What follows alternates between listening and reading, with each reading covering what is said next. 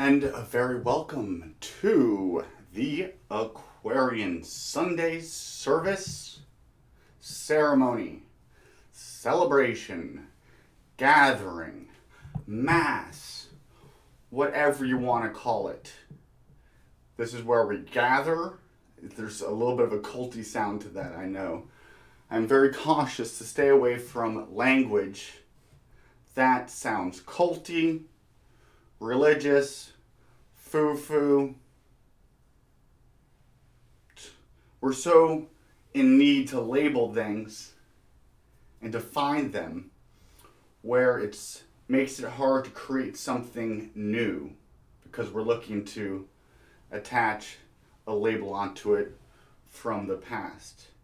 So with the Aquarian, it is truly something new, unique, and it may have elements of other social phenomena that make it up, but it is not a religion, and it can function as a religion, namely gathering, which is going to take some form of organization to the spiritual world. Those who have been isolated, who do not feel like they have a home, a community to be a part of, to have meaningful interactions.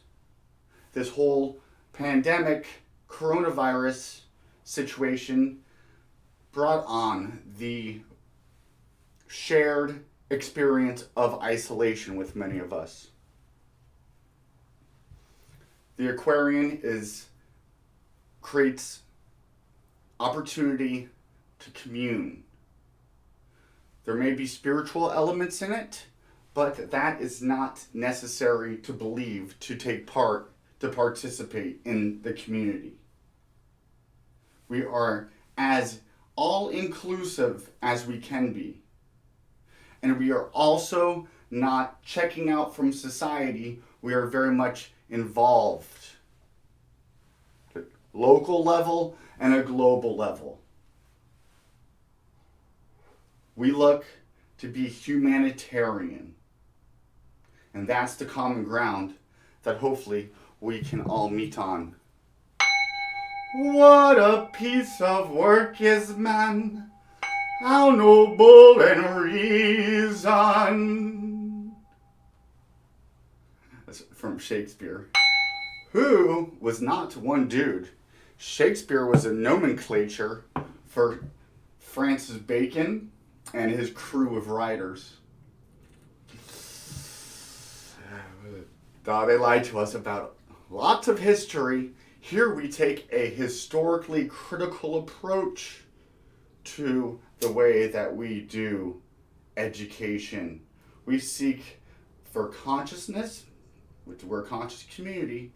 We seek for consciousness, development, awareness, opening, individuation, being our best versions of ourselves.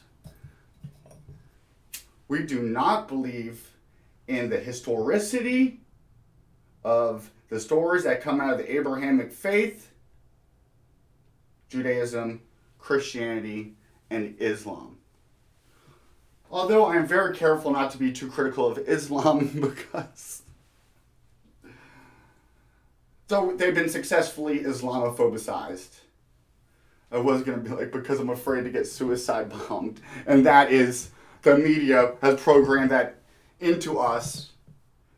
We think every Muslim person is a red alert on the terrorist threat meter. Well, every movie that comes out of frickin' Hollywood would have us believe such.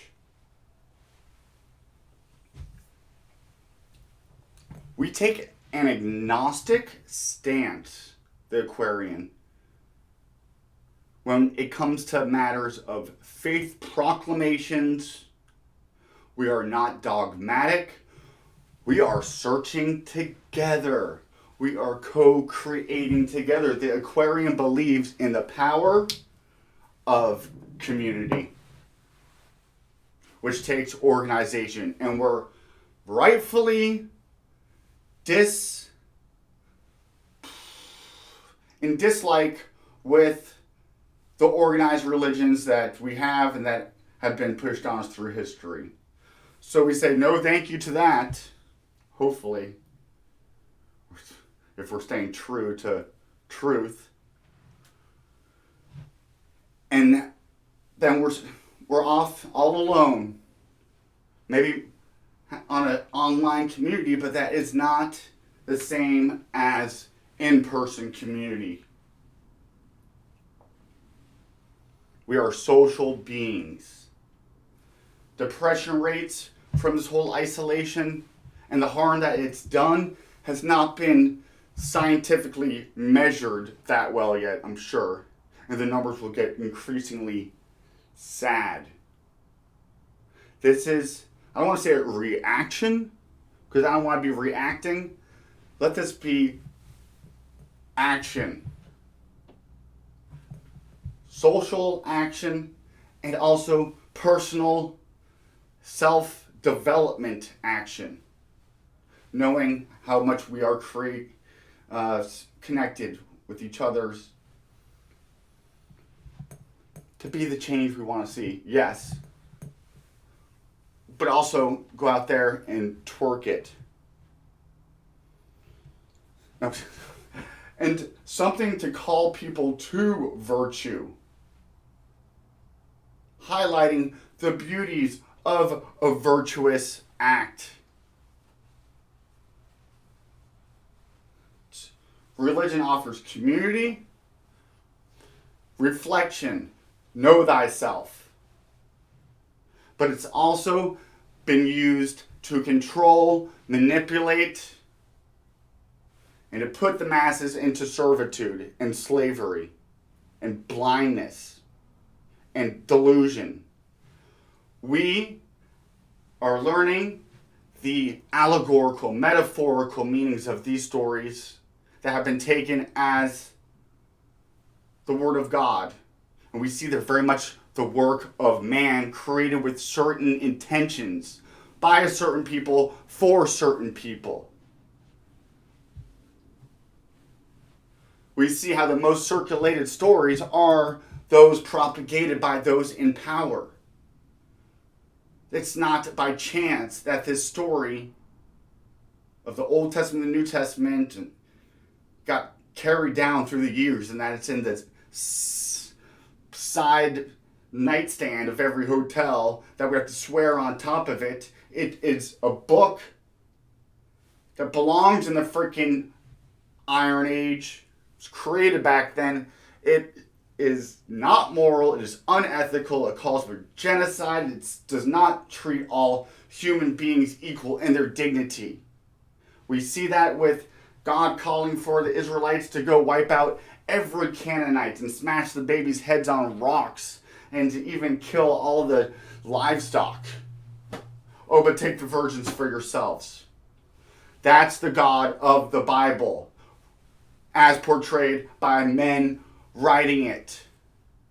And who's this God of the Bible? It's the God of the people who wrote the thing, which isn't related to me and my ancestral traditions and heritage, going to the Gaelic, Gaul, and the Celtic, and then into Germania, the Germanic tradition, and Norse. They got us, many of us, worshiping a foreign god, theologically conquered, and then the rest falls down. When whoever goes into a town, one of the first things they do is go to the temple, knock down their idols, if it's not of their god, replace them with their god, and they're demoralized. We're breaking free from thinking that these stories, these scriptures, these characters are real historic people. We see the deeper allegorical, metaphorical, often metaphysical, astral, myth. We take the good from it and we leave that behind, which emphasizes supremacy, whether by race or religion.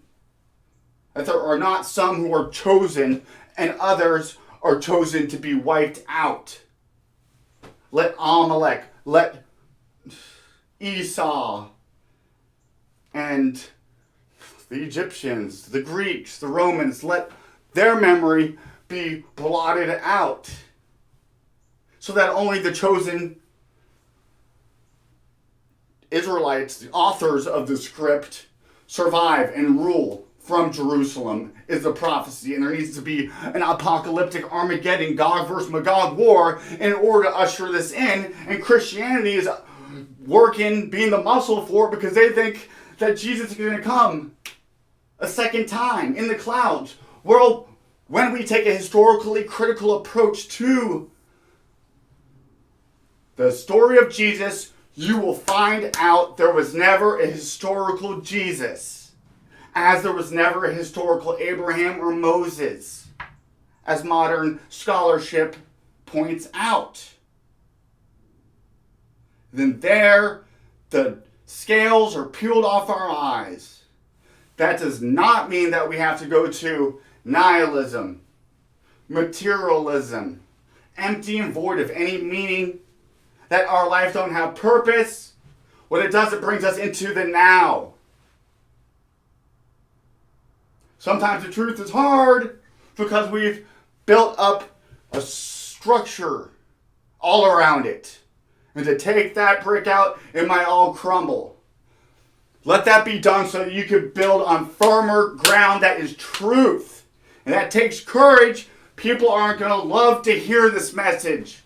You're not going to be lauded when you go into town preaching the gospel of rational reasoning, historical actuality. What I'm trying to do is first, before you hit him with the critical approach to history, showing the influences of these other religious myths, how the story of Moses, of Abraham, of Jesus is not so unique. There's many other mythological figures who have the same arc in their story, the same archetype, and lots of it is painted onto the stars and the cycles of the day and of the year. Thanks to the sun, the moon, and the stars, and the planets. So when we find out the allegorical, metaphorical stuff, you see it does have their spiritual meaning there. And there's also those same teachings throughout all of the other world religions. Why? Because they all are underneath the sun and the moon and the stars. So astrology, learning the esoteric, metaphorical, metaphysical meanings of these stories that we've been given, we can help to connect with others who have different stories.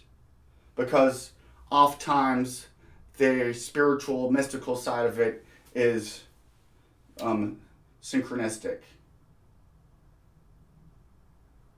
We celebrate all our spiritual religious traditions that celebrate human life, that nurture growth, that are strengthening of spirit and nourishment to the soul. We all will do it in our own unique ways from whatever traditions we came out of. Probably. It's going to look a little bit like that. The environment. And all that which does not stand up to the measure of man, namely humanitarianism, does not come forth into the age of Aquarius. We let the waters of Pisces wash that out. Then we also bring forth and highlight those great attributes of the Piscean archetype that have been totally suppressed for the past 2150 years. Give or take how many years each ion, epoch, age has. In the grand cycle. So thank you for being a part of this. One important part we do is we get rid of the blood atonement, scapegoat, human sacrifice ritual of Christianity and the Passover and the smearing of blood on the firstborns so that the plague doesn't work, so that infanticide doesn't happen to us but only to our enemy. We're getting rid of all that. We're washing that away. Here we have a picture symbolizing the water bearer in the heavens, pouring out its waters of strength and spirit, divine, sacred, into our chalice, our soul, filling us up so that we can be strong as we move together for the better into and through the Passover of the Aquarian. So it is. Ooh!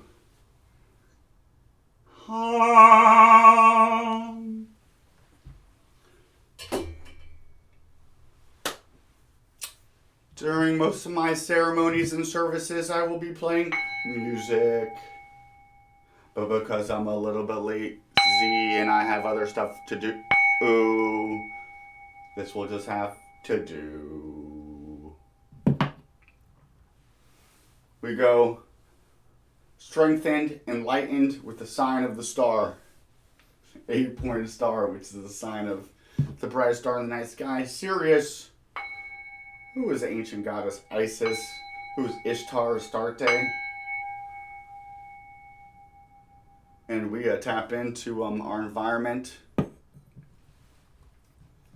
And we look to manifest beauty, goodness, and truth. Jarrett the Aquarian.